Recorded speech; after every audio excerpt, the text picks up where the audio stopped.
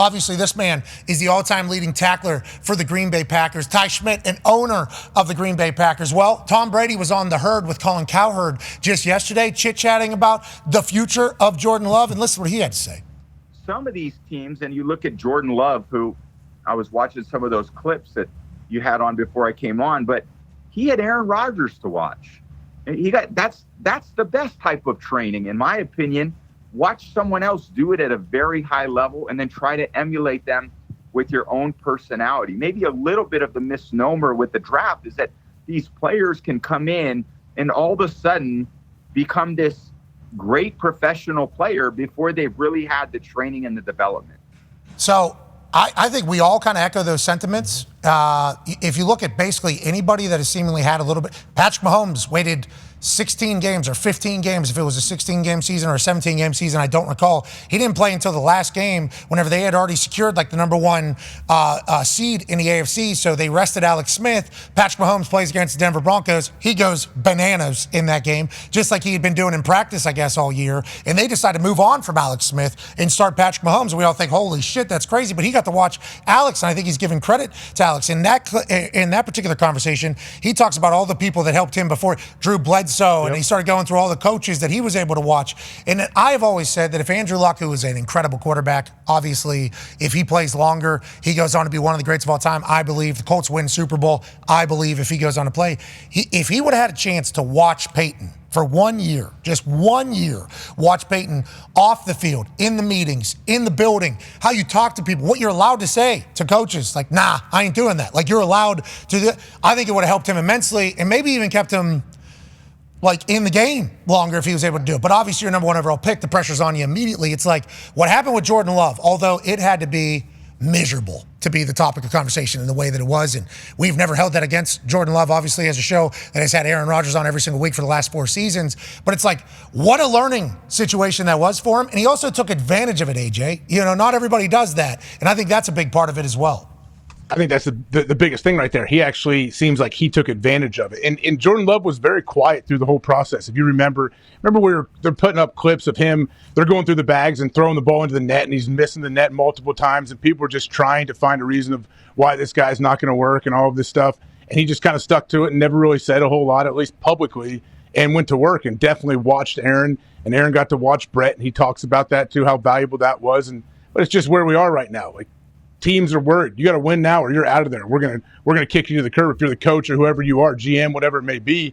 And teams don't really want to be patient or feel like they don't have the luxury to be patient. Which kind of leads to like, are we being hypocritical then about the Penix conversation if he sits for a couple years behind Kirk and he's way ahead of where anybody could ever expect him to be? And then obviously with the Green Bay Packers doing it with Brett to Aaron and then doing it to Aaron with Jordan Love, we were even a part of it. Like, why? Yeah, for sure. It's like now the benefits are immense. He looked like a vet last season. Yeah. Like he was the team there for a while. And you guys got to be comfortable for another 10 years, 15 years at this point. What a position to be in. Yeah, for sure. And I think it was like the back half of the season, you knew like, okay, he's the guy. But I think this upcoming year, like I think he's really going to surprise some people because that's what they said, like, this is finally LaFleur's offense. You know, he kind of had to cater to Rodgers, obviously, because he'd been there so long, and Rodgers had a lot of stuff that he wanted to do that was a little bit different than what LaFleur wanted to do.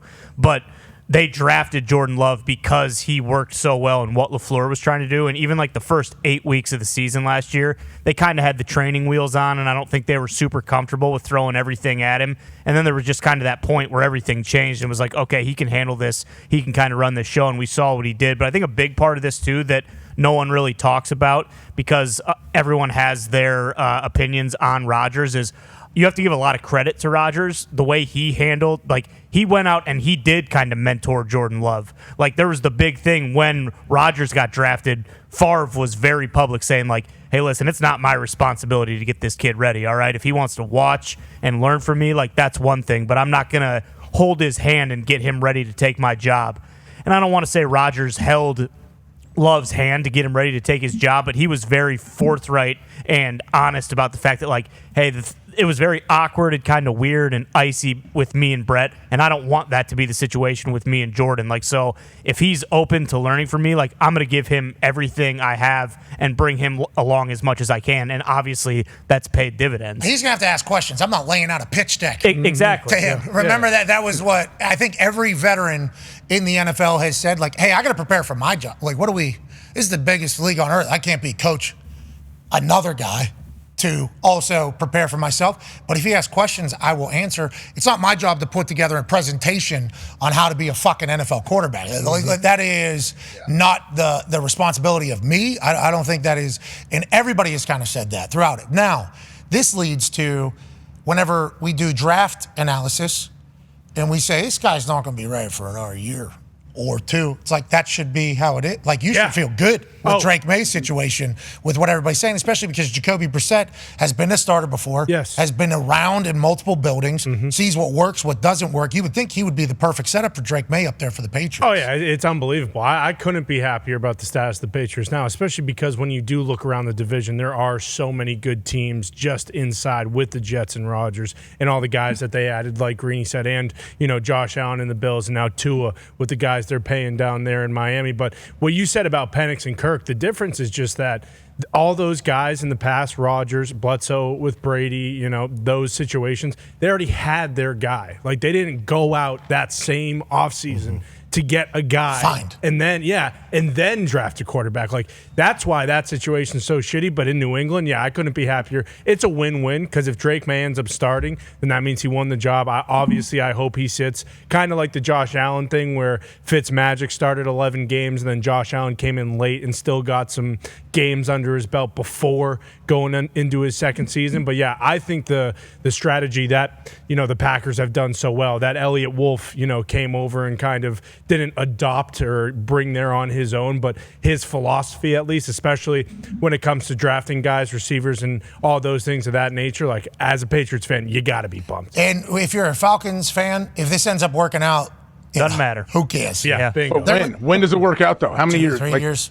I mean, Jordan Love, it took 4. Yeah, 4 years. If after Kirk's done, if Penix plays 8 to 10 years for the Falcons, like, this is a massive success. And if Kirk's great. Yeah, exactly. That's like what they're aiming for, right? Kirk to be great, lead the way here for young guy to become the guy. Stay healthy, do whatever. You get hurt now, we got a young guy who is top 10 pick. I'm excited to see how the Falcons thing does shape up. Especially preseason. Penix comes out and lights up the preseason. Can you imagine how juiced people are going to be? He throws one of these deep balls down there. Yeah, like Drake London. I would love to know what Drake London, Kyle Pitts, and Bijan Robinson are thinking. Yeah, and you put him in an interesting situation, especially with never being around Kirk Cousins.